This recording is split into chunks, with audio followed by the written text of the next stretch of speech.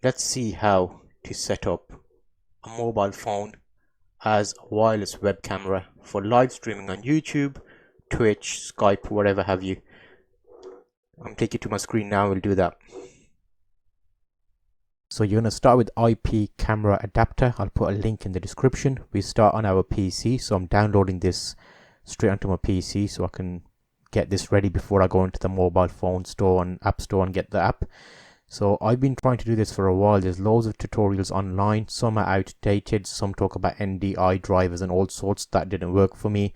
I even tried doing a screen capture of my DSLR EOS utility tool, and that was a bit of a pain because it lagged. So this is what worked for me. I'm hoping you'll find it helpful. So IP camera, when you've downloaded it and installed it on your desktop, you're basically going to go onto your Windows menu and search IP camera and open up this little dialog box. It's got a few things in there like a address, username, password. Then you move over to your mobile phone and app store and you actually download the app IP webcam.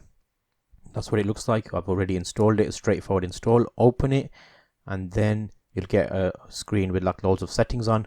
Go through and have a look at some of the settings. It's straightforward, but main things to worry about is the video resolution that you want to stream at or make the mobile phone video available at. I put it at 720 because anything higher than that would lag via YouTube streaming. Video quality I put on halfway, and orientation auto, so if you portrait or manually it'll do that, and the frame rates I put at max 30. So that's just those settings there, and once you've gone through that, right at the bottom it says start server, but we won't do that right now. What we'll do is we'll go and set a shortcut up on my mobile phone desktop. Just make sure that's all okay. Yes. So now back to the desktop. I've created the shortcut there. When you go right to the bottom, there's a little start server button. So that there will give you what your phone will show via the IP address, and right at the bottom it's got an IP address there. So that's the address you need. But what a lot of people don't tell you is when you put that IP address into the camera feed URL, you have to put slash camera feed, or what was that? I'll put that in the description. I'll copy and paste it so you can use it. So once you click OK there, it will say successfully connected, and then you can go into your browser and actually put that same link in video feed. So slash video feed. So you'll see now I can see that via my internet browser, which is a good thing because if you're using OBS, we can actually add it as a browser source. Because some of the guys on YouTube are saying add it as a video capture and screen capture, sorry, but that's a bit of a pain because you can't really move that screen around. If you do move it around, then that's going to cause you issues because if you have a screen over it. But here, back on Windows,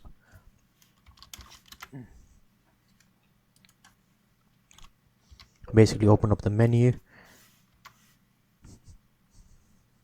camera IP. I didn't have OBS Streamlabs installed, so I couldn't record my recording screen. So obviously the mobile phone is a bit amateurist, sorry, but it'll give you an idea of what's going on. So basically add it as a source, as a browser, call it wherever. I'll call it test IP or something. And when you click OK, it gives you this screen where you can put an internet URL. So that's where you want to put your IP address.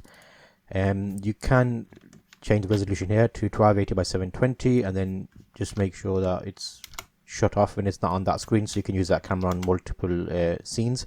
So click OK. So here that basically gives you that now. So I'll show you what that looks like. And actually it's a wireless webcam because you can see there I'm kind of like linked on a Wi-Fi network, so I can actually walk around and give you a tour and stuff as well. So that's quite good.